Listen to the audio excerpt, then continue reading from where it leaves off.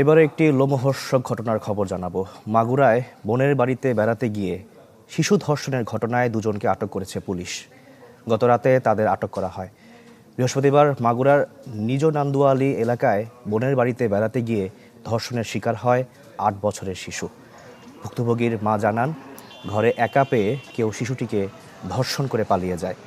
পরে অচেতন অবস্থায় মেঝেতে পড়ে থাকতে দেখে মাগুরা সদর হাসপাতালের জরুরি বিভাগে নেওয়া হয় তাকে। পরে উন্নত চিকিৎসার জন্য ফরিদপুর মেডিকেল কলেজ হাসপাতালে পাঠানো হয়। চিকিৎসক জানান, শিশুটির শরীরে ধর্ষণ ও হত্যা চেষ্টার আলামত পাওয়া গেছে। তার অবস্থা শঙ্কামুক্ত নয়। ঘটনা তদন্তে কাজ করছে পুলিশ। মানুষ কতটা নিষ্ঠুর হলে, কতটা বেয়াদব হলে এরকম একটা নিকৃষ্ট কাজ করতে পারে। একটা 7-8 বছরের বাচ্চা শিশু। আমরা আজ কোথায় আছি? দেশটা কোথায় নামছে? কত বড় জানোয়ার হলে মানুষ এরকম একটা কাজ করতে পারে? আর এখন দাবি করছে সে একজন অ্যাবনর্মাল, পাগল। ও যদি পাগলই হতো তাহলে কেউ ধর্ষণ করতো? ও তো রাস্তায় মানে উলঙ্গ অবস্থায় হাঁটাচলা করতো, কিন্তু ও ধর্ষণ করছে। আর এখন দাবি করছে অ্যাবনর্মাল, পাগল। মানে কি বলবো, আমার মুখে কোনো ভাষা নাই বলার মতো।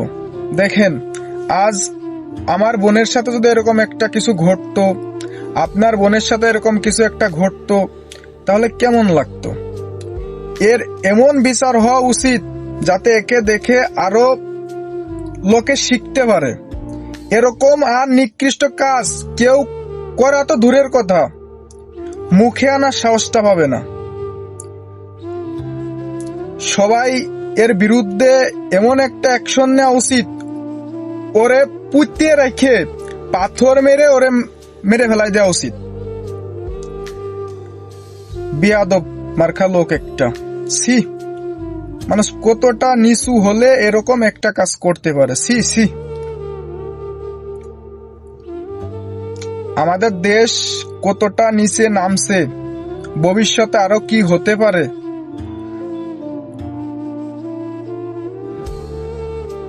আমার সরকারের কাছে একটাই অনুরোধ, এরকম যারা এরকমের কাজ করে তাদের বিরুদ্ধে অ্যাকশন নেওয়া উচিত, যাতে একজনকে দেখে বাকি সবাই শিখতে পারে, কখনো কেউ এরকম কাজ করার সাহস না পায়। প্লিজ, সরকারের কাছে আমার একটাই অনুরোধ, এর কঠিন শাস্তি হোক, কঠিন শাস্তি, যাতে একে দেখে সবাই শিখতে পারে। কেউ কখনো এরকমের কাজ করার কথা তো দূরের কথা, মুখেও আনা সাহস না পায়। ডক্টর ইউনূস স্যার, প্লিজ আপনার কাছে একটাই অনুরোধ, প্লিজ বিষয়টা আপনি একটু দেখবেন।